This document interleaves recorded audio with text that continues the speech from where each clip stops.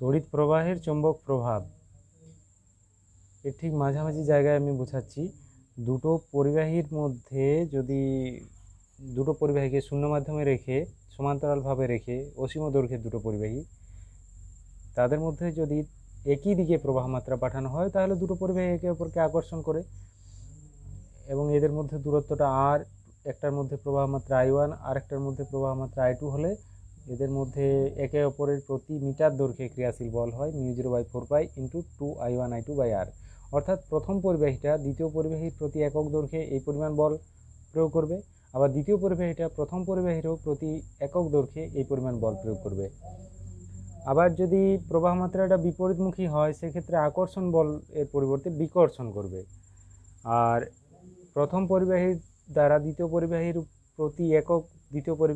প্রতি একক দৈর্ঘ্যের উপর ক্রিয়াশীল বলের রাশিমালা এটা ওই একই রকম, F = μ0/4π × 2I1I2/r।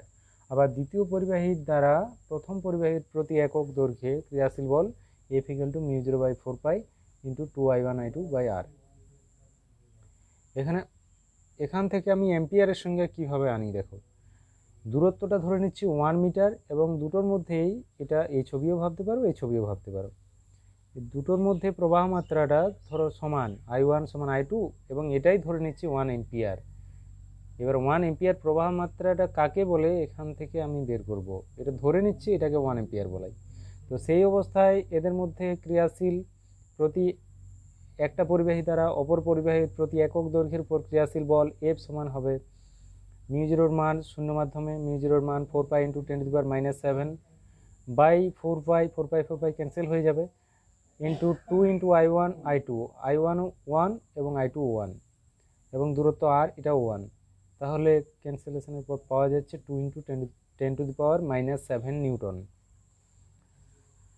এখান থেকে বলবো যে শূন্য মাধ্যমে অসীম দৈর্ঘ্যের দুটি ঋজু পরিবাহী পরস্পর সমান্তরালে রেখে তাদের মধ্যে যে প্রতিটির মধ্যে যে পরিমাণ প্রবাহ মাত্রা তড়িৎ প্রবাহ মাত্রা পাঠালে একটি পরিবাহী দ্বারা অপর পরিবাহীর প্রতি 1 মিটার দৈর্ঘ্যে 2 × 10⁻⁷ নিউটন বল প্রযুক্ত হয়, সেই পরিমাণ প্রবাহ মাত্রাকে বলা হয় 1 এম্পিয়ার প্রবাহ মাত্রা। আবার বলছি, এই যে দূরত্বটা মধ্যবর্তী দূরত্ব 1 মিটার ধরা হয়েছে, প্রত্যেকটার মধ্য দিয়ে প্রবাহ মাত্রা I1 I2 = 1 এম্পিয়ার ধরা হয়েছে। তাহলে সংজ্ঞার ডেফিনেশনটা এরকম হবে এবং ক্রিয়াশীল বল F সমান পেয়েছি 2 × 10⁻⁷ নিউটন। আর এটা শূন্য মাধ্যমে, μ0টা শূন্য মাধ্যমে চুম্বক ভেদ্যতা, তাই সংজ্ঞাটাকে সাজিয়ে এইভাবে বলতে হবে যে শূন্য মাধ্যমে দুটি অসীম দৈর্ঘ্যের, এই দুটো পরিবাহী কিন্তু অসীম দৈর্ঘ্য, কারণ ল্যাপ্লাসের থিওরি কাজে লাগিয়ে এটা যখন করা হয়েছে ল্যাপ্লাসের থিওরি থেকে এই যে টার্মটা পেয়েছিলাম এটা অসীম দৈর্ঘ্যের ঋজু পরিবাহীর জন্য এটা পেয়েছি। তো সংজ্ঞাটা বলবো শূন্য মাধ্যমে দুটি অসীম দৈর্ঘ্যের ঋজু পরিবাহী পরস্পরের সঙ্গে সমান্তরালে এবং 1 মিটার ব্যবধানে রেখে তাদের প্রতিটির মধ্যে যে পরিমাণ প্রবাহ মাত্রা পাঠালে একটি পরিবাহীর দ্বারা অপর পরিবাহীর প্রতি একক দৈর্ঘ্যে যদি 2 × 10⁻⁷ নিউটন বল ক্রিয়া করে তাহলে প্রবাহ মাত্রার প্রতিটিকে বলা হবে 1 এম্পিয়ার প্রবাহ মাত্রা।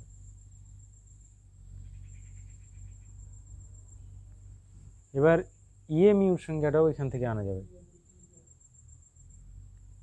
দেখো EMU প্রবাহ মাত্রার ক্ষেত্রে ফর্মুলাটায় μ0/4π টার্মটা থাকবে না, F = 2 × I1I2/r।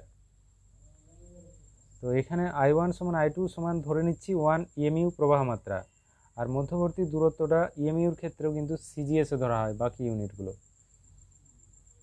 EMU মানে ইলেকট্রোম্যাগনেটিক ইউনিট, প্রবাহ মাত্রাটা EMU লেখা হবে, কিন্তু বাকি রাশিমালাগুলো ওই CGS পদ্ধতিতে, চুম্বকত্ব এবং তড়িৎ প্রবাহ সংক্রান্ত রাশিগুলো EMUতে, বাকি যেগুলো ধরা হয় দূরত্ব তারপরে বল এগুলো CGS এ ধরা হয়।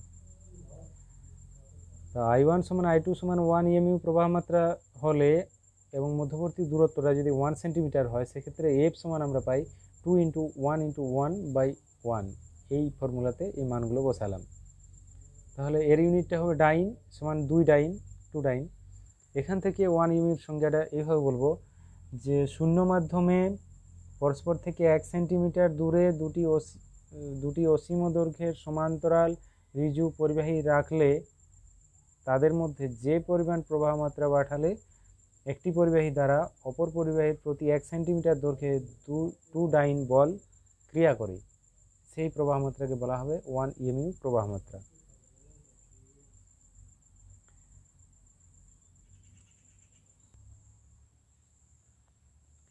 এবার দেখো রোজেটের স্পন্দন কুণ্ডলী পরীক্ষা। এখানে সিস্টেমটা হলো একটা স্ট্যান্ডের থেকে একটা স্প্রিংকে ঝুলানো আছে এবং স্প্রিংয়ের শেষ প্রান্তে একটা ধাতব বল, এখানে একটা ধাতব বল দিই, এখানে একটা ধাতব বল বাঁধা আছে, আটকানো আছে। আর এই স্প্রিংটার উপরের প্রান্তের সাথে একটা DC source, current source, battery ধরো কানেক্ট করা আছে, এটা ব্যাটারি হতে পারে, কারেন্ট সোর্স। এখানে ছবিটা এরকম আমি পেয়েছি, মানে আসল যন্ত্র সেট আপটা ঠিক মানে কারেন্টটা এর মাধ্যমে চালানো যায়। এটা ধাতব দণ্ড এবং এটার সাথে ব্যাটারির এক প্রান্ত যুক্ত থাকবে, আর এই পারদপূর্ণ পাত্র এটা অনেক সময় এই কাঠের মধ্যে গ্রুপ করা থাকে গর্তর মতো, তার মধ্যেও পারদ ভর্তি থাকে এবং তার সাথে ব্যাটারির অপর প্রান্তে যোগ করা হয়। তো এটা বাইরেই দেখিয়েছে যে স্প্রিংয়ের উপরের প্রান্তের সঙ্গে ব্যাটারির এক প্রান্তে যোগ করা আছে, কারেন্ট সোর্সের এক প্রান্তে যোগ করা আছে। এটা কিন্তু ডিসি ডিসি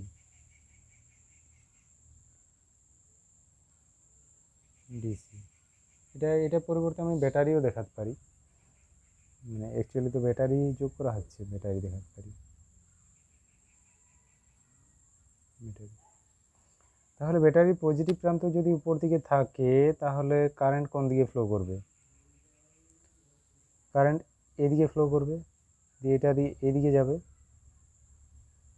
দিয়ে এই স্প্রিংয়ের মধ্য দিয়ে এইদিকে কারেন্ট যাবে এবং ফাইনালি এইদিকে কারেন্ট যাবে। এটা স্প্রিংটা যেভাবে কল্পনা করবে ঠিক সেরকম মনে হবে। তাহলে দেখো একই রকম লুপের একই রকম জায়গাতে প্রবাহের অভিমুখটা একই দিকে হচ্ছে, অর্থাৎ এই যে লুপের একই রকম জায়গাগুলো আমি তীর চিহ্ন দিয়েছি ওগুলো তো পরস্পরের সাথে সমান্তরাল। একটা স্প্রিং দেখলেই বুঝতে পারবে স্প্রিংয়ের যে প্রতিটা লুপের একই রকম জায়গাগুলো পরস্পরের সাথে সমান্তরাল এবং দেখা যাচ্ছে এর মধ্য দিয়ে প্রবাহটাও একই দিকে যাচ্ছে। এইবার এই যে ধাতব বল এটা পারদকে ঠিক যেন টাচ করে থাকে, স্পর্শ করে থাকে, খুব ডুবানো চলবে না বা একেবারে উপরেও রাখা চলবে না। উপরে রাখলে বর্তনীটা ছিন্ন হবে, তড়িৎ প্রবাহ যাবে না। আর ডুবানো থাকলে অন্য ঘটনাটা অসুবিধাটা হবে, এরপরে বুঝাচ্ছি। এবার প্রবাহ মাত্রা এদিকে আসবে, দিয়ে পারদের মধ্য দিয়ে এদিকে যাবে, দিয়ে এটা দিয়ে এদিকে যাবে, প্রবাহ মাত্রা এদিকে যাবে। আমি এদিকে দেখালাম।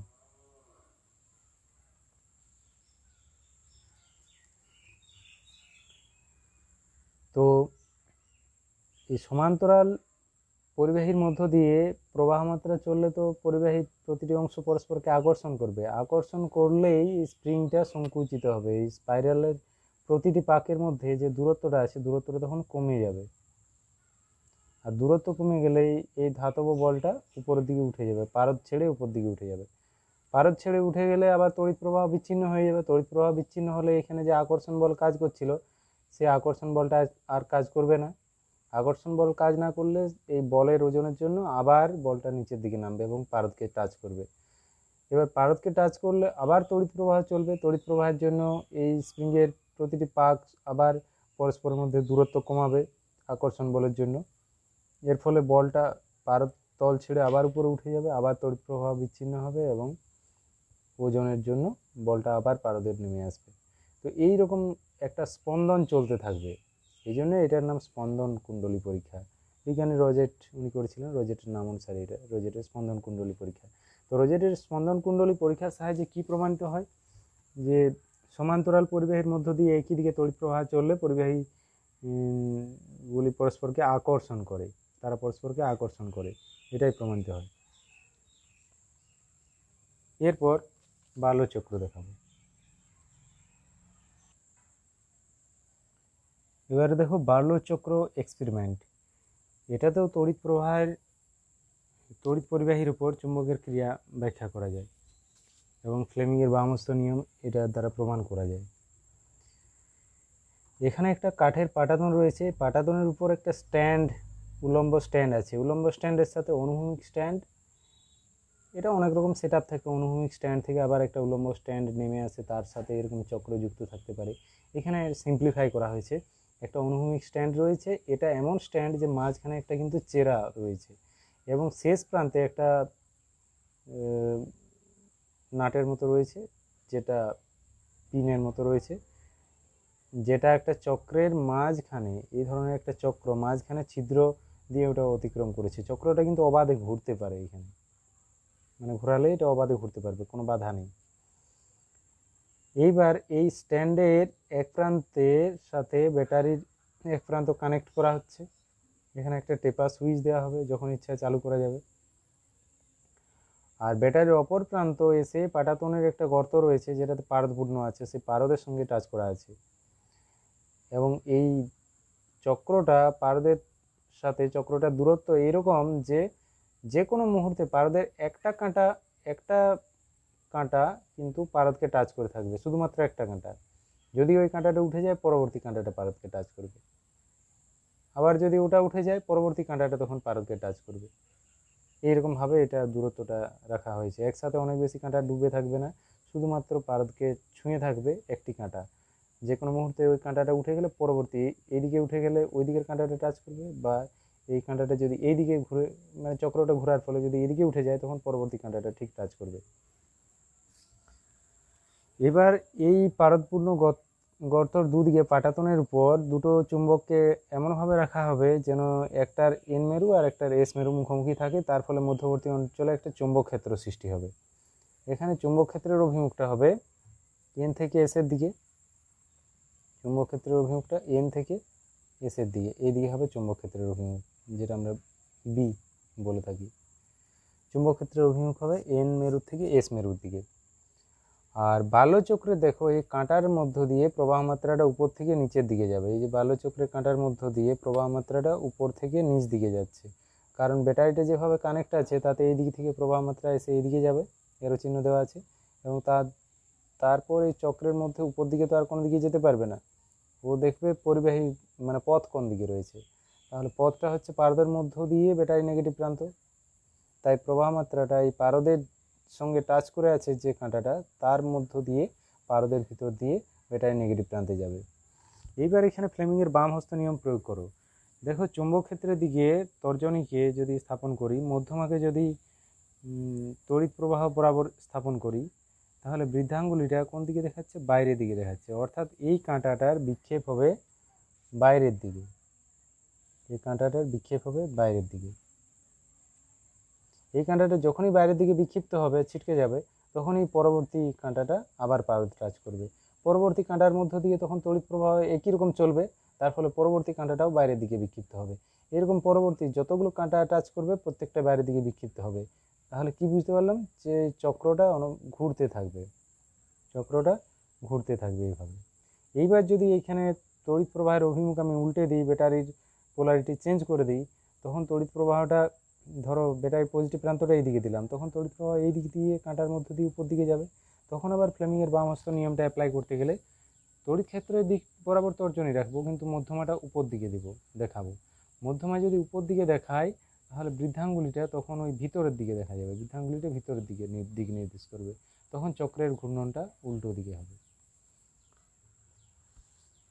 তো এটা ফ্লেমিংয়ের বাম হস্ত নিয়মকে সরাসরি প্রমাণ করে, ব্যাখ্যা করে। এখানে যদি কি কি ঘটনা ঘটে এটাও একটু জানতে হবে। তড়িৎ প্রবাহের অভিমুখ যদি উল্টে দিই, তাহলে চক্রের ঘূর্ণনের অভিমুখও পাল্টে যায়।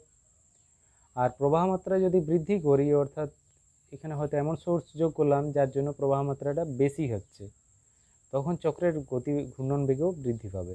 আর প্রবাহ মাত্রা কম করলে ঘূর্ণন বেগ হ্রাস পাবে।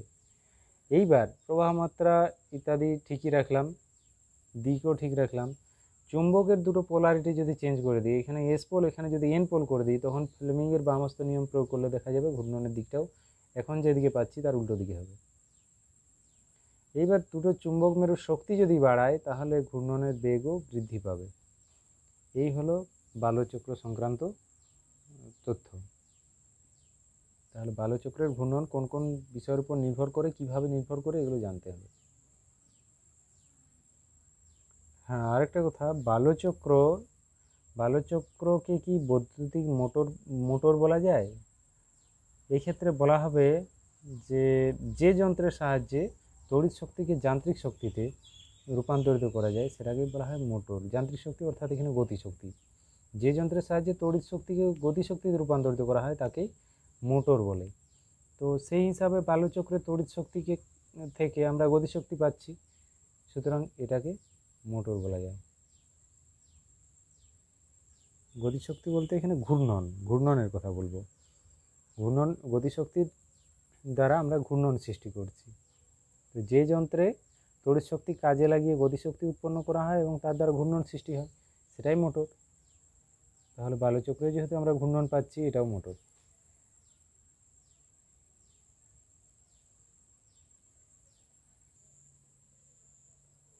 এরপর সুষম চৌম্বক ক্ষেত্রে অবস্থিত তড়িৎ প্রবাহযুক্ত কুণ্ডলীর উপর টর্ক। এটা এই নীতিতে বৈদ্যুতিক মোটর কাজ করে বা গ্যালভানোমিটার কাজ করে এই নীতিতে। তো গ্যালভানোমিটার বা বৈদ্যুতিক মোটরের ক্ষেত্রে একটা পাক নয়, এই লুপে অনেকগুলো পাক থাকে এবং বিভিন্ন ওরিয়েন্টেশনে বিভিন্ন তলে এই পাকগুলো থাকে। তো এটা শুধুমাত্র একটা লুপ দেখাচ্ছি, সুতরাং একটাই তল, এই কুণ্ডলীর তল একটাই। কুণ্ডলীটা আমি নাম দিয়ে বলি PQRS। এটা একটা আয়তাকার লুপ দেখিয়েছি। লুপ আয়তাকার না হয়ে বৃত্তাকার হতে পারে, উপবৃত্তাকার হতে পারে, যে কোনো আকার আকৃতির লুপ হতে পারে। ওটা আর্মেচারের গঠনের উপর নির্ভর করে। এই লুপটা কিন্তু আর্মেচারের উপরে জড়ানো থাকে। আর্মেচার হলো একটা কাঁচা লোহার মজ্জা বলা যায়। একটা কাঁচা লোহার মজ্জার উপর জড়ানো, মানে মজ্জার উপরে একটা ফ্রেম থাকে, সেই ফ্রেমের উপর জড়ানো হয়। অন্তরিত তার না হলে লোহার সাথে তো টাচ হয়ে যাবে বলবে, লোহার সাথে টাচ হবে না। মাঝখানে কাঁচা লোহা দেওয়ার উদ্দেশ্য এটাই, চুম্বক আবেশটা ভালো হয়, কাঁচা লোহার মধ্য দিয়ে চুম্বক আবেশটা জোরালো হয়, তাই মাঝখানে মজ্জাটা কাঁচা লোহা ব্যবহার করা হয়।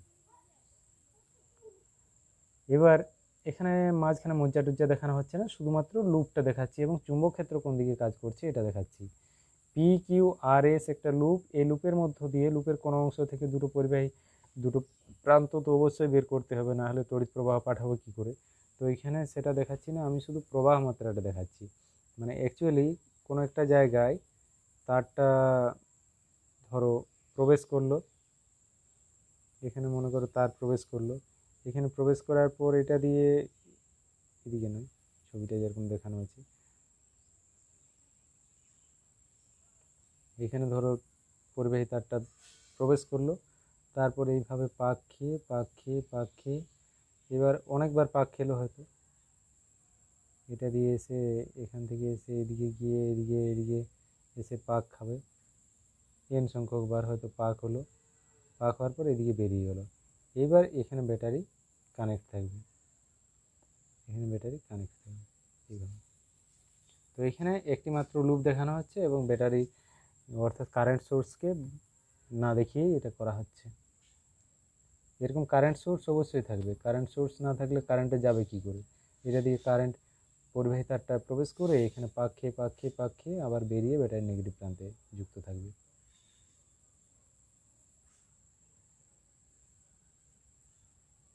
এবার ছবির ক্লিয়ারিটির জন্য শুধুমাত্র একটাই লুপ দেখানো হচ্ছে এবং এর মধ্য দিয়ে তড়িৎ প্রবাহ পড়ছে, এটা দেখাচ্ছি। এই যে তড়িৎ প্রবাহের দিক দেখানো হয়েছে, লুপের মধ্য দিয়ে আই কারেন্ট যাচ্ছে।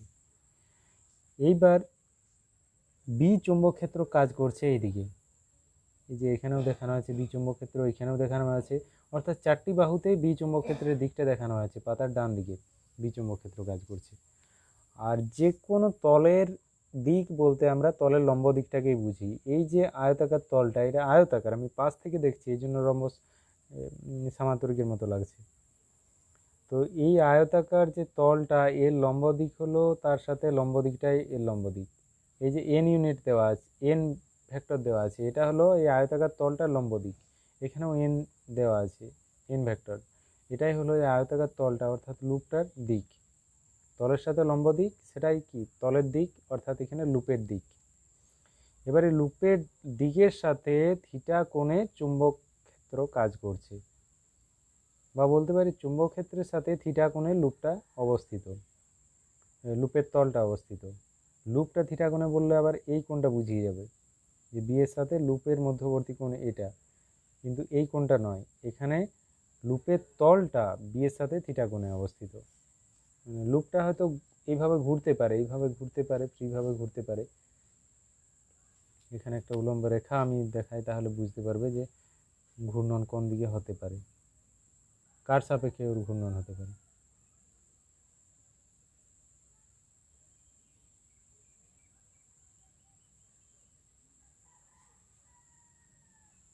উলম্ব রেখা দেখে, এই যে হলুদ রেখাটা দেখিয়েছি হালকা করে, এই হলুদ রেখা এর সাপেক্ষে এটা ঘূর্ণন হতে পারে, সেরকমই সিস্টেমটা হয়তো নেওয়া হয়েছে। এই হলুদ রেখাটা যেভাবে রয়েছে এর সাপেক্ষে এটা ঘূর্ণন হতে পারে।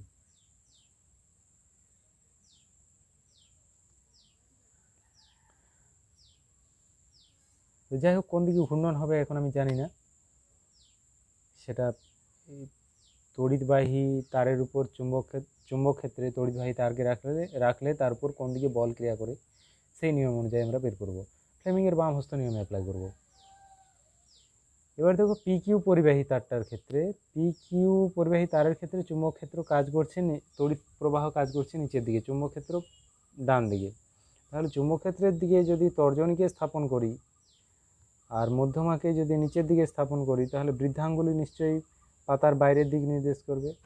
এখানে পাতার বাইরের দিকে বৃদ্ধাঙ্গুলি কাজ করবে, বৃদ্ধাঙ্গুলির দিকটা নির্দেশ করবে। অর্থাৎ পি কিউ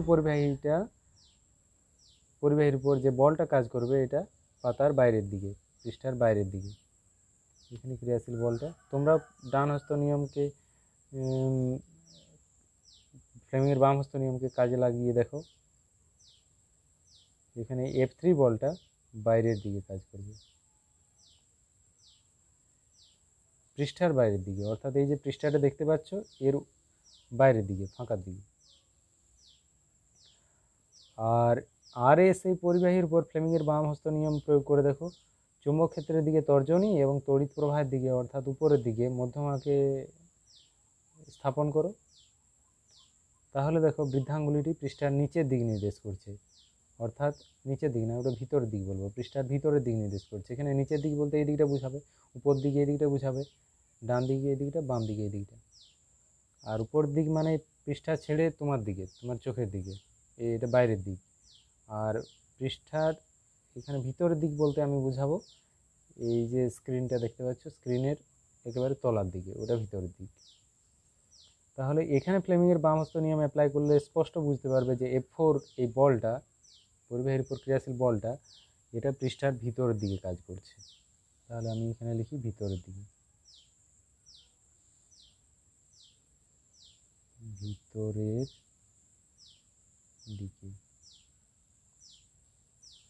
অর্থাৎ এখানে দুটো বল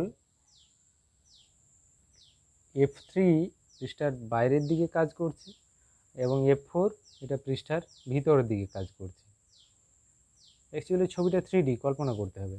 তাহলে ভাবো এই দুটো বল পরস্পর বিপরীতমুখে কাজ করছে এবং এই পরিবাহী PQর যা দৈর্ঘ্য RS এর দৈর্ঘ্য তাই, যেহেতু আয়তাকার লুপ দুটোর দৈর্ঘ্য তাই। চৌম্বক ক্ষেত্রের মানও সমান, প্রবাহ মাত্রা I, এখানেও প্রবাহ মাত্রা I। তাহলে F3 এবং F4 দুটো বলেই সমান হবে, স্বাভাবিক। তাহলে আমি লিখে দিই F3 সমান F4, F3 সমান F4। F3 এবং F4 দুটো বলের মান সমান, কিন্তু এরা বিপরীতমুখে কাজ করছে এবং এরা একরেখীয় নয়। এটা কাজ করছে পরিবাহীর PQ এই বাহুর উপর, আর এটা কাজ করছে পরিবাহীর RS বাহুর উপর। এই দুটো কিন্তু একরেখীয় নয়। তার ফলে কি একটা দ্বন্দ্ব কাজ করবে, দ্বন্দ্ব সৃষ্টি হবে। দুটি সমান মানের বিপরীতমুখী বল যদি একরেখীয় না হয় তাহলে সেক্ষেত্রে দ্বন্দ্ব ক্রিয়া করে, দ্বন্দ্ব। আর দ্বন্দ্ব ক্রিয়া করলে কি কোনো বস্তুর মধ্যে ঘূর্ণন প্রবণতা সৃষ্টি হয়, অর্থাৎ এখানে এই PQ বাহুটা পৃষ্ঠার বাইরের দিকে চলে আসতে চাইবে এবং RS বাহুটা পৃষ্ঠার ভিতরের দিকে চলে যেতে চাইবে। তাই এই যে হলুদ অক্ষটা আমি কল্পনা করেছি, অক্ষের সাপেক্ষে এটা এইভাবে ঘুরে যেতে চাইবে, অর্থাৎ এটা এইদিকে চলে আসতে চাইবে বাইরের দিকে, আর ওটা ভিতর দিকে চলে যেতে চাইবে। এইবার পিএস এবং কিউআর এই দুটো পরিবাহীর অংশের উপরও বল ক্রিয়া করবে, তো সেই দুটো দেখায়। পিএস এই পরিবাহীতে তড়িৎ প্রবাহের অভিমুখ তীর চিহ্নে দেওয়া আছে এস থেকে পি এর দিকে, চুম্বক ক্ষেত্র এই দিকে দেওয়া আছে। এখানে কিন্তু এখানে যেটা আমরা ফর্মুলাটা কাজে লাগাবো, দেখো এখানে মধ্যবর্তী কোণ 90 ডিগ্রি করা যাবে না, 90 ডিগ্রি নাও হতে পারে। এখানে মধ্যবর্তী কোণ তো 90 ডিগ্রি, তড়িৎ প্রবাহের অভিমুখ এবং বি এর অভিমুখের মধ্যবর্তী কোণ 90 ডিগ্রি নয়, এখানে যেরকম সিচুয়েশনটা দেখিয়েছি। তাহলে এখানে এফ সমান I into L cross B, ওই ফর্মুলা লাগাবো। এফ সমান I into L cross B, L মানে এই দৈর্ঘ্য, আর এখানেও মানটা বের করার জন্য ফর্মুলায় লাগাতে হবে। এখানেও F3 সমান আই ইন্টু এই যে পি কিউর দৈর্ঘ্য যদি এল হয়, দৈর্ঘ্যগুলো আমি লিখিয়ে দিই। পি কিউ এই বাহুটার দৈর্ঘ্য মনে করো এটা দৈর্ঘ্য এল, তাহলে আর এস এটারও দৈর্ঘ্য এল, দৈর্ঘ্য এল। আর পিএস এটা প্রস্থ ভাবি, আয়তাকার লুপ তো, তাহলে প্রস্থ ধরো বি, আর এখানে কিউ আর এরও প্রস্থ বি হবে। তাহলে F3 বল, F4 বল এগুলো আমরা ক্যালকুলেট করতে পারি I into L cross B, I into L cross B. তো এখানে ক্রস প্রোডাক্টটা যেহেতু পরস্পর 90 ডিগ্রি, সাইন 90 ডিগ্রির মান এক হয়, অর্থাৎ F3 সমান আই এল বি হবে। এবং F4 সমান এটাও I into L cross B, আমি লিখেই দেখাই। F3 F4 দুটোই এরকম হবে, I into L cross B, I into L cross B. তো এখানে এল বি উভয়ের মধ্যবর্তী কোণ 90 ডিগ্রি, ছবিতে দেখো এই যে দৈর্ঘ্যটা যেদিকে কাজ করছে বিটা তার সাথে 90 ডিগ্রি অ্যাঙ্গেলে রয়েছে, এই কোণটা 90 ডিগ্রি, 90 ডিগ্রি। এখানেও দৈর্ঘ্য যেদিকে কাজ করছে, দৈর্ঘ্য এবং তার সঙ্গে বি এর দিক 90 ডিগ্রি, 90 ডিগ্রি। তাহলে সাইন 90 ডিগ্রি হবে, এল বি সাইন 90 ডিগ্রি। তো এখানে সাইন 90 ডিগ্রির মান তো 1, অর্থাৎ এল ইন্টু বি হবে মানটা, এফ এর মানটা। I L B sine 90 degree হতো, কিন্তু এখানে যেহেতু এল ক্রস বি এটা মানে এল বি এর মধ্যবর্তী কোণ 90 ডিগ্রি, তাই এল বি সাইন 90 ডিগ্রিটা 1 হয়ে যাবে, অর্থাৎ আই এল বি হবে। তাহলে এটা তো ভেক্টর ফর্মে লিখে দিয়েছি, কিন্তু এগুলো স্কেলার ফর্মে আছে, তাহলে এখানে মড চিহ্ন ইউজ করব, মডিউলাস মান বোঝানোর জন্য। আইটা তো মান, ওটা স্কেলার, ওটা মডের বাইরে রাখলেও কোনো অসুবিধা নেই, কিন্তু এটা মড ইউজ করব, তাই এটা লিখতে পারবো আই এল বি।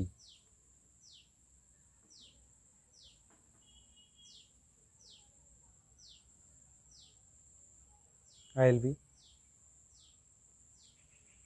মানে অ্যাকচুয়ালি যদি আমি করে দেখাই তাহলে এটা এইভাবে লিখব, সমান I into L B sine 90 degree, sine 90 degree, sine 90 degree মানে 1, তার ফলে এটা পাওয়া যাচ্ছে I L B. F3 F4 দুটো বলের মান সমান এবং এর মানটা হলো I L B. R F2 এখানে দেখো F2-র মানটা পাবো, এই যে দৈর্ঘ্য বি, বি এর সাথে এই চৌম্বক ক্ষেত্র বি এর মধ্যবর্তী কোণটা কত? এর মধ্যবর্তী কোণটা হবে এই যে আয়তাকার কুণ্ডলী, এর লম্ব দিক যদি এন হয় এবং লম্ব দিকের সাথে যদি বিটা থিটা কোণ করে থাকে, তাহলে এই কোণটার মান স্পষ্টতই 90 ডিগ্রি মাইনাস থিটা হবে, কারণ এই যে এন দেখিয়েছি লম্ব দিক, এই এন এ ভেক্টরের দিকটা এই তলের সাথে লম্ব দিক, এনটাই হলো তলের দিক, মানে তলের লম্ব দিক, অর্থাৎ এই সম্পূর্ণ কোণটা 90 ডিগ্রি, এই কোণটা যদি থিটা হয় এই অবশিষ্ট কোণটা হবে 90 ডিগ্রি মাইনাস থিটা। ওটা আমি দেখাই, এই কোণটা 90 ডিগ্রি মাইনাস থিটা হবে, 90 ডিগ্রি মাইনাস থিটা এই কোণটা। তাহলে এখানে F2-র মানটা কত হবে? না, F2-র মানটা হবে বি এবং স্মল বি এবং ক্যাপিটাল বি এর মধ্যবর্তী কোণ 90 ডিগ্রি মাইনাস থিটা। হ্যাঁ, তবে একটা জিনিস এখানে বি এর দিক বলা হয়, যে দিকটা তড়িৎ প্রবাহের দিক সেটাই বি এর দিক। এই বি, যেটা বি, এই বাহুটা দৈর্ঘ্য বি ধরেছি, বি ভেক্টরের দিক হলো তড়িৎ প্রবাহের দিকটাই বি ভেক্টরের দিক। তাহলে বি ভেক্টরের দিকের সাথে কোন অ্যাকচুয়ালি এটা নয়, এটা তো বি এর বিপরীত দিকটা হচ্ছে, তড়িৎ প্রবাহের উল্টো দিকের সাথে, তড়িৎ প্রবাহের বিপরীত দিকের সাথে বি এর দিক দেখানো হচ্ছে। কিন্তু অনেক বইতে আবার এরকম ভাবে দেখিয়ে ওরা ক্যালকুলেশন করে দেয়, এটা দেখানো ঠিক হয়নি। এই দিকের কোনটা নয়, উপরন্তু এই দিকের কোনটা। তাই আমি কোনটাকে নির্দিষ্ট করে দেখাচ্ছি, বি স্মল বি এবং ক্যাপিটাল বির মধ্যবর্তী কোণ কোনটা হবে, এটা হবে না, এই কোনটা স্মল বি এবং ক্যাপিটাল বির মধ্যবর্তী কোণ। আরো নির্দিষ্ট করে দেখায়,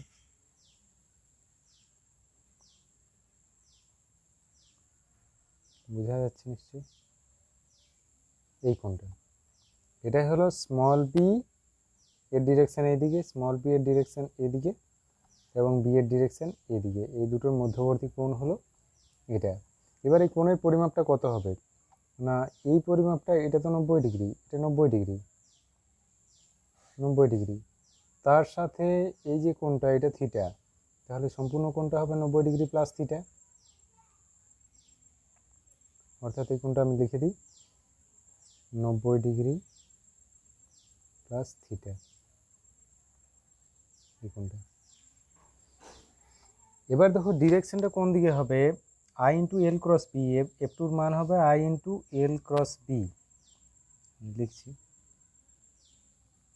এফ টু এর মান হবে, আমি যদি শুধু মান ক্যালকুলেট করি, I into L cross B, মানে প্রবাহ মাত্রা আই ইন্টু মডিউলাস নিতে হবে, যেহেতু আমি মান দেখাচ্ছি শুধুমাত্র,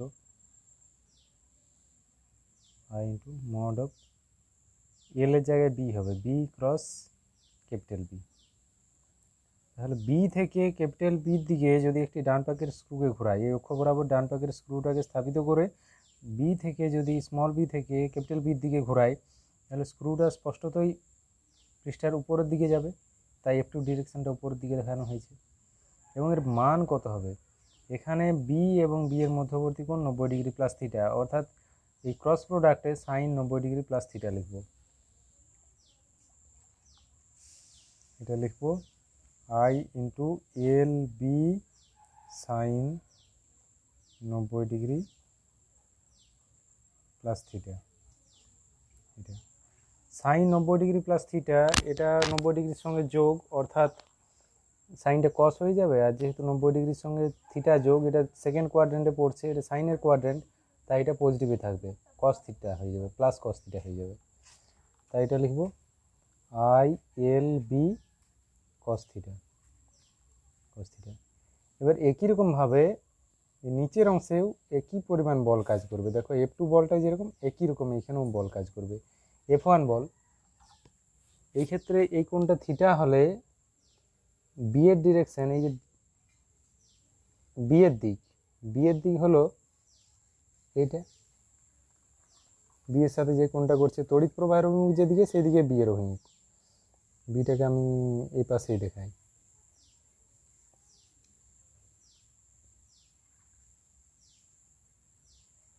এইদিকে দেখাই, বি এর অভিমুখ হলো এটা বি,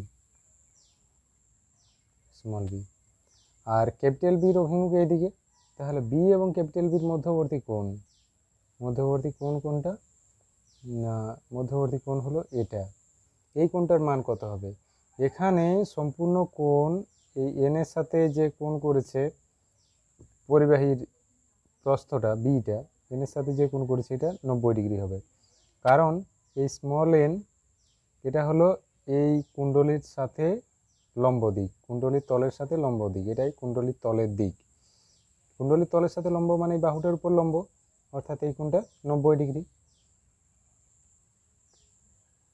এই কোণটা 90 ডিগ্রি, এটা অ্যাকচুয়ালি 90 ডিগ্রি। তো 90 ডিগ্রি থেকে যদি এই থিটা বাদ দিই তবেই তো এই কোণটা পাওয়া যাবে, 90 ডিগ্রি থেকে থিটা বাদ দিলে এটা হবে 90 degree minus theta, minus theta. তাই এখানে এফ টু বলের মানটা এইভাবে, এফ ওয়ান বলের মানটা এইভাবে ক্যালকুলেট করব, F one equal to I into B cross B.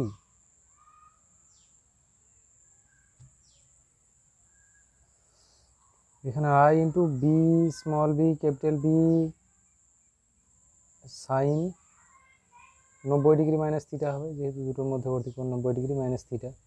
এবার সাইন 90 ডিগ্রি মাইনাস থিটা মানে এটা হয়ে যায় কস থিটা, অর্থাৎ I B cos theta, I small B capital B cos theta. তাহলে দেখা যাচ্ছে উপরে এবং দিকটা দেখো, স্মল বি থেকে ক্যাপিটাল বির দিকে একটা ডান পাকের স্ক্রুকে অক্ষ বরাবর রেখে যদি স্মল বি থেকে ক্যাপিটাল বির দিকে রোটেট করি, ঘোরাই, তাহলে স্ক্রুর অগ্রগতির দিক হবে F1-এর দিকে, পৃষ্ঠার নিচের দিকে। তাহলে F1-এর দিকটা ওই দিকেই দেখানো হয়েছে। তাহলে দেখো এই যে এসপি পরিবাহীর এসপি অংশ এবং কিউআর অংশের উপর দুটো সমান মানের বল কাজ করছে, আইএলবি কস থিটা, আইএলবি কস থিটা, এবং এই F1 বলটা পৃষ্ঠার নিচের দিকে কাজ করছে আর F2 বলটা পৃষ্ঠার উপর দিকে কাজ করছে, অর্থাৎ লুপের উপর দুটো বিপরীতমুখী বল কাজ করছে সমান মানের এবং একরেখীয়। এই দুটো বলেই একরেখীয়, এটা যেদিকে কাজ করছে এটাও তার ঠিক বিপরীত দিকে কাজ করছে, অর্থাৎ এর দ্বারা কোনো দ্বন্দ্ব সৃষ্টি হবে না। এই দুটো বল একে অপরকে প্রতিমিত করবে, প্রতিমিত করার ফলে কুণ্ডলী এই দিক বরাবর কোনো বল বা টর্ক কাজ করবে না। শুধুমাত্র এই পি কিউ এবং আর এস এই অংশের জন্যই টর্ক কাজ করবে, যা একে এইদিকে ঘুরতে সাহায্য করবে। তাহলে ছবিটা দেখানো গেছে। এখানে এই যে পিএস অংশটাকে যদি উপর থেকে তাকানো যায় তাহলে কোণগুলো পরিষ্কার হবে। এই জায়গাটা যদি বুঝতে অসুবিধা থাকে তাহলে উপর থেকে তাকাও।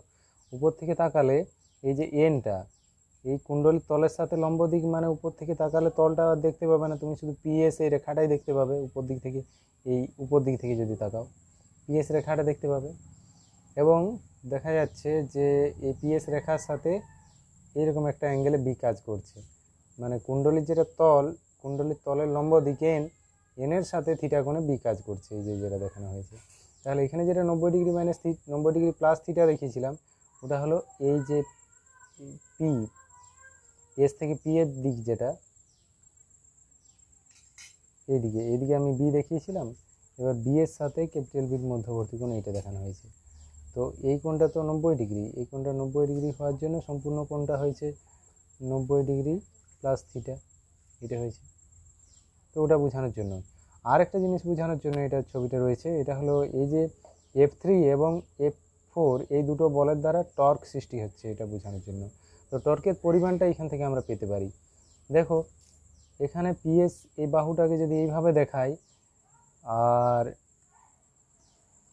এই পি এর উপর যে বলটা কাজ করছে এটা পৃষ্ঠার বাইরের দিকে কাজ করছে, তো সেটাকে আমি যখন উপর থেকে দেখছি তখন নিচের দিকে মনে হবে। আর এস, এই যে এসআর এর উপর যে বল F4 কাজ করছে এটা পৃষ্ঠার ভিতরের দিকে কাজ করছে, তো এটাকে যদি আমি উপর থেকে দেখি তখন মনে হবে যেন পৃষ্ঠা এই উপর দিকে কাজ করছে, অর্থাৎ এই দুটো বল বিপরীতমুখী কিন্তু সমান। বিপরীতমুখী দুটো সমান মানের বল কাজ করলেই তো টর্ক সৃষ্টি হবে।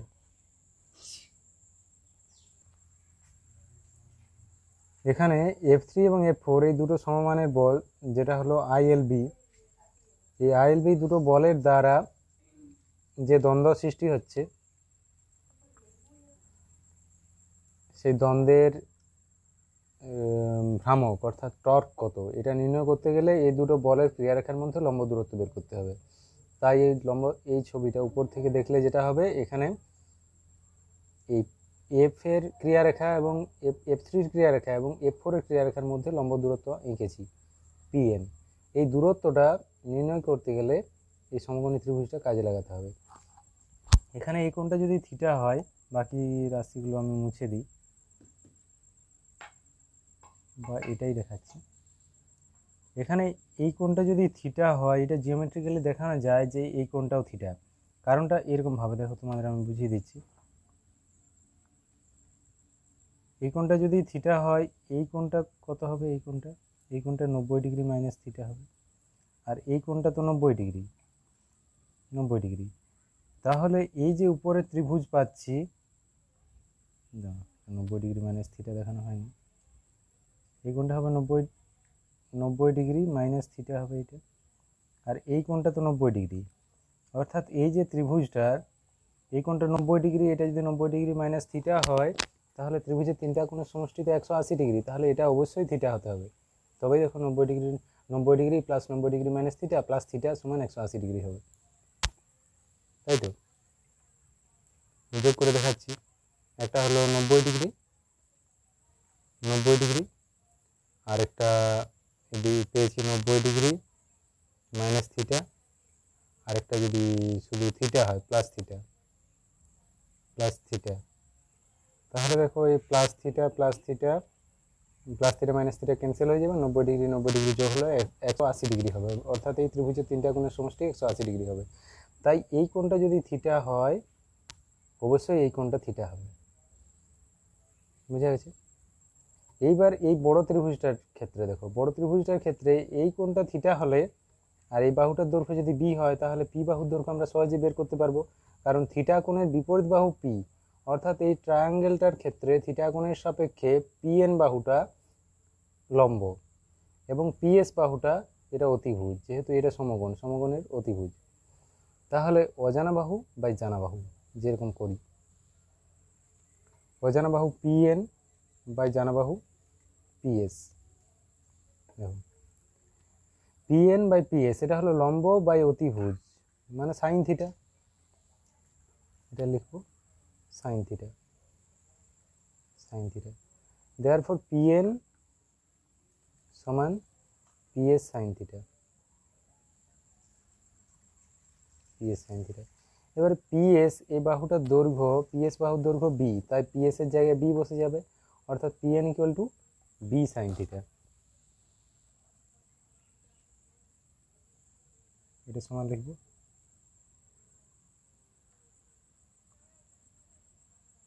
এটা সমান এটা সমান লিখবো B sine theta, B sine theta. এইবার এখানে যে টর্ক কাজ করছে F1 এবং F3 এবং F4 এই দুটো বল সমমানের বল, যেটা আইএলবি এই দুটো সমমানের বলের দ্বারা যে টর্ক কাজ করছে, সে টর্কের রাশিমালাটা আমি দেখাতে চাই। টর্ক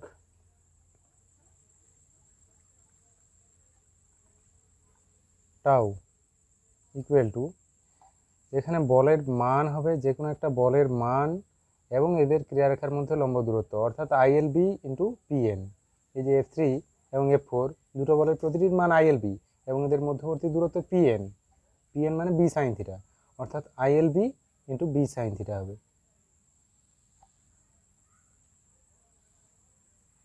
আইএলবি ইন্টু পিএন, পিএন দৈর্ঘ্যটা এখন পিএনই লিখি, পিএনের জায়গায় বি সাইন থিটা লিখব, ILB into B sine theta, B sine theta. এখানে কাজ করি, এল এবং বি কে কাছাকাছি লিখি, এল এবং বি কে কাছাকাছি লিখলে দেখো দৈর্ঘ্য গুণিত প্রস্থ হবে, আর পুরোটাকে আমি সাজিয়ে লিখছি। সমান বিটা আগে লিখলাম বি আই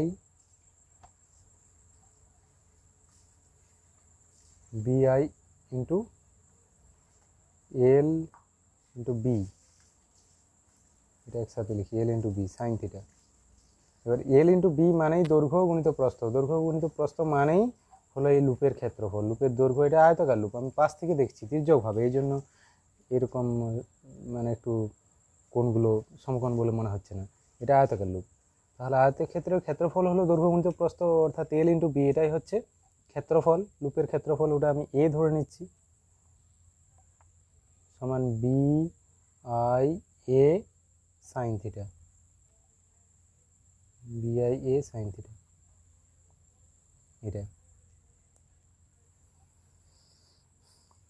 তো যদি ভেক্টর পদ্ধতিতে এটা দেখায় তাহলে এইভাবে লেখা হয়, তখন আইটা সামনে লেখা হয় I into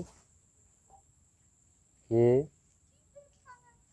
B sine theta, এইভাবে লিখে এরপরে ভেক্টর চিহ্ন দিয়ে আরেকবার লিখছি, tau vector equal to I A B sine theta, এবং টর্কের দিক এটা কোনো একটা ইউনিট ভেক্টর দিয়ে দিই, যে কোনো একটা ইউনিট ভেক্টর এখানে ইউজ করব, ধরো এক্স ইউনিট বা এরকম কিছু একটা ইউনিট ভেক্টর, তাহলে অতএব এটা সমান আমি লিখতে পারি I into A cross B. এটাও এ হচ্ছে ক্ষেত্রফল, তাই ক্ষেত্রফলটা ভেক্টর, আর বি এটা চুম্বক ক্ষেত্র চুম্বক আবেশ, এটাও ভেক্টর, এবং এ এবং বি এর মধ্যবর্তী কোণ থিটা ছবিতে দেখানো আছে। এই যে ক্ষেত্রফলের দিক এটা এন এবং বি এর দিক বি, এদের মধ্যবর্তী কোণ থিটা, অর্থাৎ এই ক্ষেত্রফলের দিকটাই তো এ ভেক্টরের দিক, ক্ষেত্রফলের দিকটাই হলো এ ভেক্টরের দিক। তাহলে এ ভেক্টর এবং বি ভেক্টরের মধ্যবর্তী কোণ থিটা হলে ওটাকে লিখতে পারি এ ক্রস বি। তাহলে যেটা পেলাম এখানে কুণ্ডলীর উপর যে পরিমাণ টর্ক কাজ করছে সেটা হলো I equal to tau equal to A cross B. এখানে যদি এন সংখ্যক পাক হয় তখন টর্কের মানটা কত হবে? এন সংখ্যক পাকের ক্ষেত্রে লিখি এন সংখ্যক পাকের ক্ষেত্রে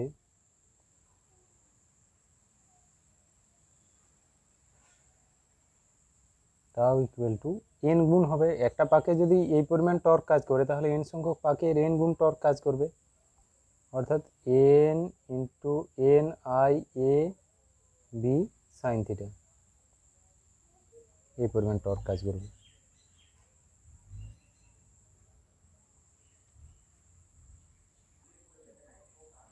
এখন চলকুণ্ডলী গ্যালভানোমিটার এটাও ওই যে সুষম চৌম্বক ক্ষেত্রে অবস্থিত তড়িৎ প্রবাহযুক্ত কুণ্ডলীর উপর টর্ক কাজ করে, তার নীতিতে চলকুণ্ডলী গ্যালভানোমিটার কাজ করে। চলকুণ্ডলীর নাম দেওয়া হয়েছে কারণ এখানে কুণ্ডলীটা ঘূর্ণন ঘটে, কুণ্ডলীর চলন ঘটে, চৌম্বক ক্ষেত্র স্থির থাকে। এখানে দুদিকে দুটো চুম্বক মেরু রাখা হয়, এটা কোনো অশ্বক্ষরাকৃতি চুম্বক হতে পারে বা দুটো পৃথক পৃথক দণ্ডচুম্বকের দ্বারাও হতে পারে। এন পোল এবং এস পোল রাখা হয় যাতে এদের মধ্যে একটা সুষম চুম্বক ক্ষেত্র কাজ করে। সুষম চুম্বক ক্ষেত্রের অভিমুখটা কোন দিকে হবে? এন পোল থেকে এস পোলের দিকে হবে। অবশ্যই চুম্বক ক্ষেত্রের অভিমুখটা হবে এন পোল থেকে এস পোলের দিকে। চুম্বক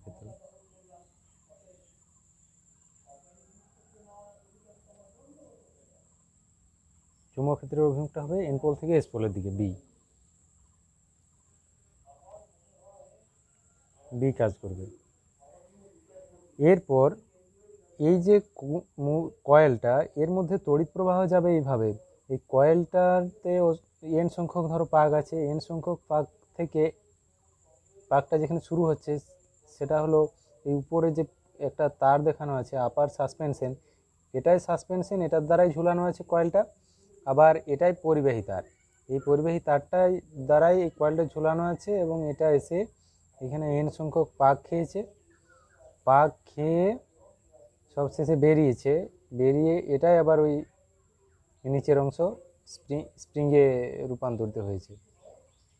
এখানে কেন স্প্রিং দেওয়া আছে না, এই কয়েলটার তলটা এই যে পাতার বাইরের দিকে, কয়েলের তলের অভিমুখটা পাতার বাইরের দিকে, এটাই সাম্য অবস্থায় থাকবে, এবং এর উপরে এই যে রজ্জুটা বা পরিবাহী তার, রজ্জু পরিবাহী তার দুটোই বলা যায়, এটার সাথে একটা অবতল দর্পণ যুক্ত থাকে, এটাতে একটা মিরার যুক্ত থাকে, অবতল দর্পণ। এটার কাজ হলো এর উপর আলো পড়ে, এদিক থেকে টেলিস্কোপিক লেন্সের সাহায্যে, টেলিস্কোপিক সিস্টেমের সাহায্যে এখানে আলো ফেলা হয়, এবং সেই আলোটাই মিরারে পড়ে রিফ্লেক্ট হয়ে গিয়ে একটা লম্বা দৈর্ঘ্যের একটা স্কেল থাকে বাইরের দিকে দূরে, সেই স্কেলের উপর ওই আলোটাকে প্রতিফলিত করে ফেলে। এবার দর্পণটা যদি কয়েলটা একটু ঘোরে তখন দর্পণটাও ঘুরবে, রোটেট হবে, তো দর্পণটা সামান্য যদি রোটেট হয় তাতেই ওই প্রতিফলিত আলোটা সেই লম্বা যে স্কেলের গায়ে দূরে একটা স্কেল থাকে, আমি দেখাচ্ছি, এখানে দেখানো যাবে না, দূরে এরকম দূরে একটা স্কেল থাকে। তো এবার যদি লম্বা এর একটা লম্বা স্কেল ঠিক মাঝামাঝি জায়গায় শূন্য, সাধারণ অবস্থায় মিরার দ্বারা রিফ্লেক্টেড লাইটটাই শূন্যর দাগে পড়বে। এবার যদি কয়েলটা সামান্য ঘুরে কোনো দিকে, ধরো বাম দিকে বা ডান দিকে ঘুরলো, তখন মিরারটাও ঘুরবে, এবং মিরার ঘুরলে মিরারের উপর যে আলোটা পড়বে সেটা রিফ্লেক্ট হয়ে এই মিরার স্কেলের গায়ে অন্য জায়গায় পড়বে। দেখাচ্ছি, ধরো মিরার থেকে রিফ্লেক্ট হয়ে এই জায়গায় পড়লো, এখানে কোনো দাগ কাটা আছে, এখানে কোনো একটা দাগ কাটা আছে, তাহলে আমরা কত দূরে আলোটা পড়ছে পাচ্ছি। এইভাবে এখানে বিক্ষেপটা পরিমাপ করা হয়। তো এই যে ছবিগুলো, এগুলো আমি অতিরিক্ত তুলে দিচ্ছি। এরপর দেখাচ্ছি এই লোয়ার স্প্রিংয়ের কাজটা কি।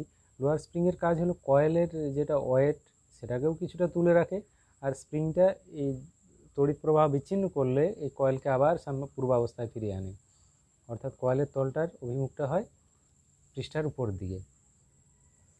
তো এই অবস্থায় এখানে টর্ক কাজ করবে। দেখো এই যে বাহুটা, বাম দিকের বাহুটা, এর উপর ফ্লেমিংয়ের বাম হস্ত নিয়ম অ্যাপ্লাই করো।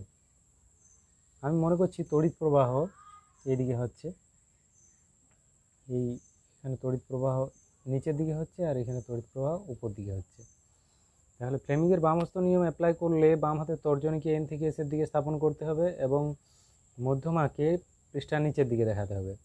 তাহলে বৃদ্ধাঙ্গুলি পৃষ্ঠার বাইরের দিকে নির্দেশ করবে, অর্থাৎ এর উপর যে বলটা কাজ করবে পৃষ্ঠার বাইরের দিকে। তো বাইরের দিক থেকেও দেখানো যাবে না, এখানে তির্যকভাবে দেখা, এটা বাইরের দিকে কাজ করবে বল। আর এই দিকের বাহুটার উপর, ডান দিকের বাহুটার উপর যদি ফ্লেমিংয়ের বাম হস্ত নিয়ম অ্যাপ্লাই করি, তাহলে তর্জনীর দিক এন থেকে এসের দিকে স্থাপন করব এবং মধ্যমা উপরের দিকে দেখাবো। তাহলে দেখো বৃদ্ধাঙ্গুলি পৃষ্ঠার নিচের দিকে নির্দেশ করছে, অর্থাৎ এখানে যে বলটা কাজ করবে পৃষ্ঠার নিচের দিকে বল কাজ করবে। এর ফলে এটা একটা টর্ক অনুভব করবে।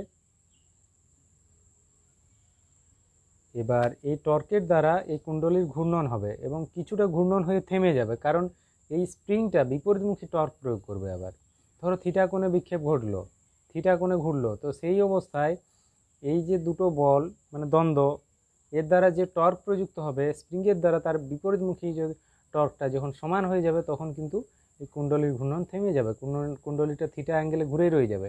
এবার যদি তড়িৎ প্রবাহ পাঠায়, তখন এই দুটো বলই বৃদ্ধি পাবে, তার ফলে এই তড়িৎ প্রবাহের দরুন যে টর্ক সৃষ্টি হচ্ছে সেই টর্কের পরিমাণটা বেশি হবে, তার ফলে আরও একটু বেশি অ্যাঙ্গেলে ঘুরবে, আর যত বেশি অ্যাঙ্গেলে ঘুরবে স্প্রিংয়ের দ্বারা বিপরীতমুখী টর্কটা আরও বেশি হবে। তখন আবার একটা জায়গায় গিয়ে দুই বিপরীতমুখী টর্ক সমান হয়ে গেলে কুণ্ডলীটা থেমে যাবে। মানে দেখতে এরকম লাগবে। এই যে কয়েলটা এই অবস্থায় রয়েছে, তো যদি তড়িৎ প্রবাহ পাঠাই, তখন এর অভিমুখটা হয়তো এরকম হয়ে যাবে।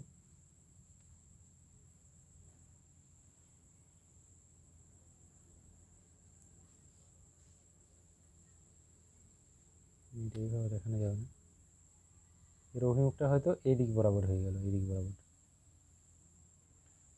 তো এই দিক বরাবর হয়ে যাচ্ছে এই কারণেই এইদিকে একটা বল কাজ করছে আর এইদিকে একটা বল কাজ করছে, এই বলের দ্বন্দ্বের জন্য এটা হচ্ছে। আর স্প্রিংয়ের দ্বারা যে টর্কটা কাজ করছে সেটা একে বিপরীত মুখে ঘোরাতে চাইছে, স্প্রিংয়ের দ্বারা যে টর্কটা সেটাকে এদিকে ঘোরাতে চাইছে। তড়িৎ প্রবাহের ফলে যে দুটো বল কাজ করছে এর দরুন টর্কটাকে এদিকে ঘোরাতে চাইছে, আর স্প্রিংয়ের দ্বারা টর্কটাকে বিপরীতে ঘোরাতে চাইছে। যখন এমন একটা অ্যাঙ্গেলে ঘুরলো, মনে করো থিটা অ্যাঙ্গেলে ঘুরেছে, সেই অবস্থাতে এখানে কোনটা মনে করো থিটা অ্যাঙ্গেলে ঘুরেছে, তো সেই অবস্থাতে দুই বিপরীতমুখী টর্ক সমান হয়ে গেলে এটা সাম্য প্রতিষ্ঠিত হবে। এর দ্বারা আমরা কুণ্ডলীর বিক্ষেপটা নির্ধারণ করতে পারি, অর্থাৎ এটা ঘুরতেই থাকবে না, মোটর যেমন ঘুরতেই থাকে এই ক্ষেত্রে এটা ঘুরতে থাকবে না। এবার প্রবাহ মাত্রা বৃদ্ধি করলে বিক্ষেপটাও বেশি হবে। বিক্ষেপটা আমরা এখানেও দেখাতে পারি যে কুণ্ডলীর তলটার সাথে অন্তিম অবস্থায় কুণ্ডলীর তলটা কত কোণ করছে, বা কুণ্ডলীর তলের সাথে যেটা লম্ব দিক, সেই লম্ব দিকের সাথে অন্তিম লম্ব দিকটা কত কোণ করছে এটার দ্বারা। তো মনে করো কুণ্ডলীর তলের লম্ব দিক প্রথমে ছিল এদিকে, তার সাথে এই নূতন যে লম্ব দিক এটা থিটা কোণ করলো, এটা দেখাতে পারি।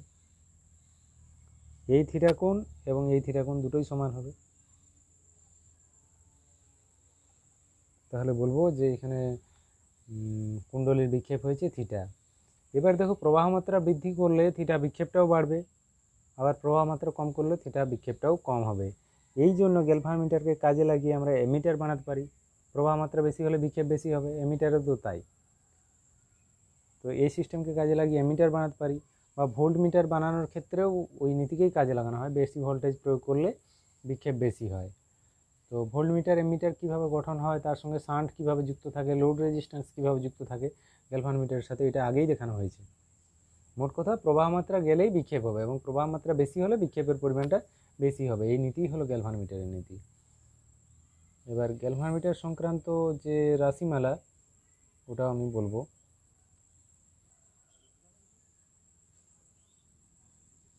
তো এখানে দেখো, এই যে কুণ্ডলীর তলটা পৃষ্ঠার উপর দিকে এবং চুম্বক ক্ষেত্রের অভিমুখ বাম দিক থেকে ডান দিকে, অর্থাৎ কুণ্ডলীর তল কুণ্ডলীর ক্ষেত্রফল যদি এ হয়, এই ক্ষেত্রফলের অভিমুখটা পৃষ্ঠার উপরের দিকে, পৃষ্ঠার উপর দিকে, এই ক্ষেত্রফলের অভিমুখটা হলো পৃষ্ঠার উপরের দিকে, এবং বি এর অভিমুখটা বাম দিক থেকে ডান দিকে, অর্থাৎ এ ভেক্টর এবং বি ভেক্টরের মধ্যবর্তী কোণ 90 ডিগ্রি। এ ভেক্টর ও বি ভেক্টর এর মধ্যবর্তী কোণ,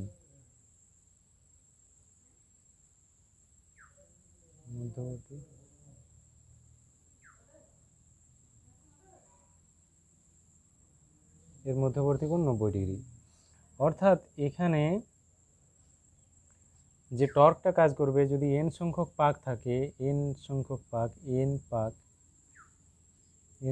পাক থাকে, তাহলে ক্রিয়াশীল টর্কের রাশিমালাটা হবে এইরূপ: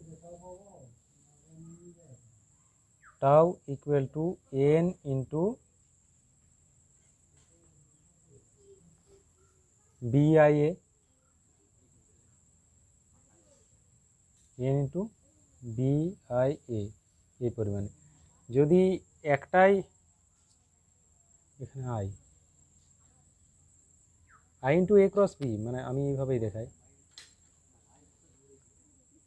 মানে ফর্মুলাটা তো করা হয়েছিল I into A cross B, তো এ ক্রস বি মানে তো এ বি সাইন থিটা, মানে সাইন 90 ডিগ্রি হবে, এবং সাইন 90 ডিগ্রির মান 1, এটা ভেক্টর করলে, তাহলে এখানে মানের ক্ষেত্রে হবে tau equal to N into I A B sine 90 degree, sine 90 ডিগ্রির মান 1, সুতরাং I N I A B, এই পরিমাণ টর্ক কাজ করছে।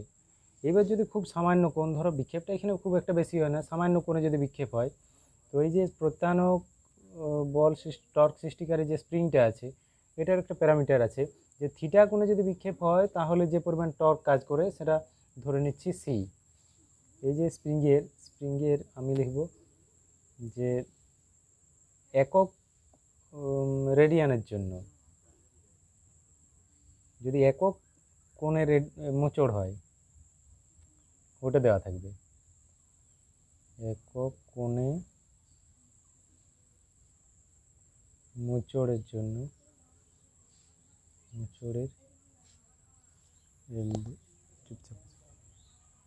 একক কোণে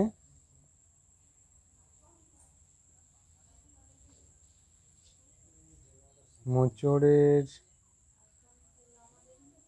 জন্য টর্ক সমান ধরে নিচ্ছি সি। তাহলে থিটা কোণে মোচড়ের জন্য টর্ক, থিটা কোণে, এটা কোণটা অবশ্যই রেডিয়ানে মাপা হবে, মোচড়ের জন্য প্রত্যানয়ক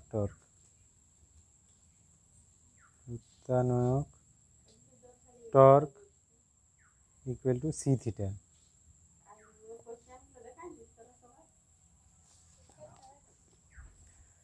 তাহলে এখানে যেটা কুণ্ডলীর উপর টর্ক কাজ করছে তড়িৎ প্রবাহের জন্য, থিটা কোণে মোচড়ের জন্য প্রত্যানয়ক টর্কটা তার সমান, তার ফলে সাম্যাবস্থায় এসেছে। অর্থাৎ লিখব যে N into I A B equal to C theta. এটাই হলো এই গ্যালভানোমিটারের ফর্মুলাটা, N I A B equal to C theta. অর্থাৎ আই সমান কত, I equal to C by N A B, into theta. এখানে C by N A B এটা তো ধ্রুবক, অর্থাৎ এখান থেকে বলতে পারি যে আই সি এর সাথে ভেরি করবে, আই ভ্যারাইজ উইথ আই থিটার সাথে ভেরি করবে। যেহেতু সি বাই এ ধ্রুবক, এটা একটা ধ্রুবক, এবং এই ধ্রুবকটার নাম হলো গ্যালভানোমিটার ধ্রুবক, এটাকে বলা হয় গ্যালভানোমিটার ধ্রুবক।